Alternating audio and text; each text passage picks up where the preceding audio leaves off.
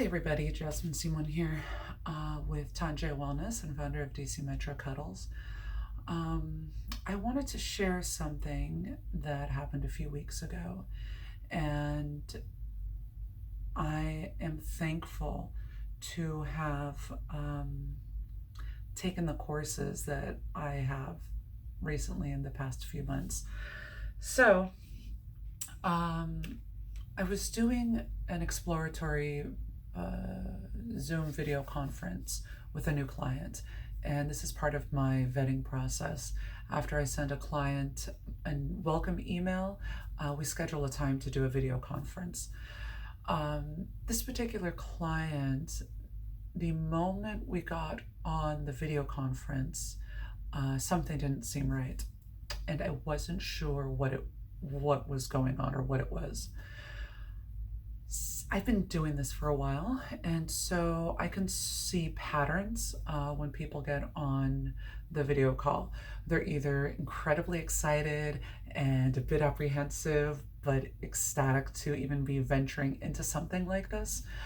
Some of them are a bit standoffish and they don't really know what's going on or what to think, and that's normal. Both some people are very nervous and they're almost scared to ask questions, and they kind of beat around the bush and don't really know how to ask if it's okay to play with my hair or something to that effect. This particular client, it was not that. There was nothing. There was no emotion, and that is something. There was no high or low. There was just blankness. So at first, I recognized that there was something a bit different, but I'm going to go ahead and go through the process of explaining to them what they can expect in a session, what my office looks like, where my office is located, the different types of the different models of consent and boundaries and whatnot.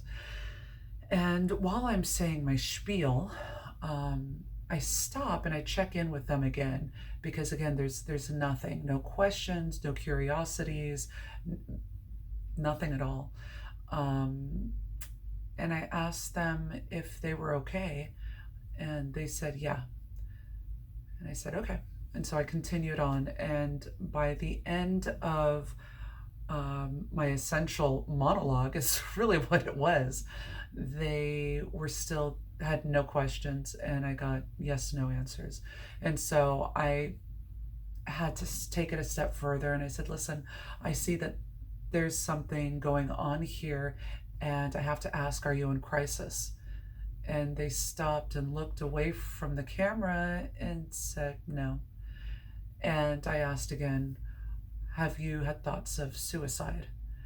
And they looked away from the camera again and said, probably, yeah, but no, probably nothing's going to happen. So that's all I needed to do a dive and go further into asking questions about what's going on in their life, and if they have a plan, how far they've gone through the thoughts of suicide. And I would have never, ever been able to ask these questions if it wasn't for Portia Williams and her A.S.I.S.T program. And the A.S.I.S.T is Applied Suicide Intervention Skills Training. She sent us with this handy dandy little quick reference, which I keep in my purse and glance at it from time to time in hopes of memorizing it. So as you could see from the front, it says, it goes in order like that. And right here is essentially was what I was looking for. And that's the invite of someone saying, this person just had to say, yeah, but nothing's probably going to happen. That's all I needed to dig deeper. And as Portia said in the class, is that they're essentially inviting you to ask more questions. Otherwise, the answer would be no, of course not. This is something that I had to learn in the class, how to ask, have you contemplated suicide? Do you have a plan for suicide?